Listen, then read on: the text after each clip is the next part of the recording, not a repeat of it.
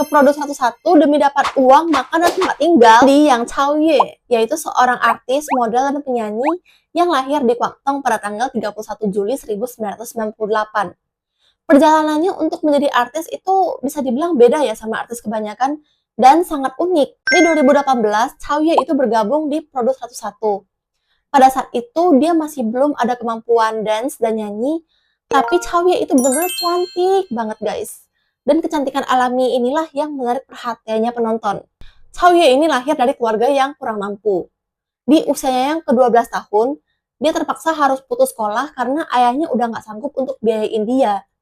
Jadi Chao Ye ini kerja.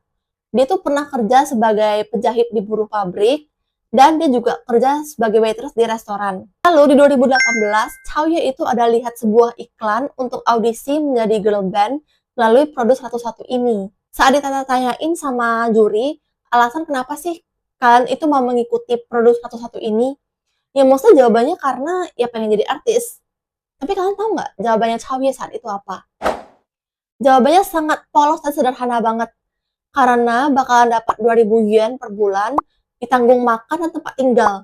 Dan of course ya, jawaban ini itu bikin terkejut semua orang karena selama ini nggak ada yang jawab kayak gitu. Saat itu semua juri pun juga mengatakan kalau dia ini memiliki kwancong yen atau daya tarik natural yang bikin semua orang bakalan tertarik sama dia. Juri pun juga ada bilang kalau ya sebenarnya banyak sih orang-orang yang lebih qualified daripada kamu, tapi ya kamu itu memiliki daya tarik natural.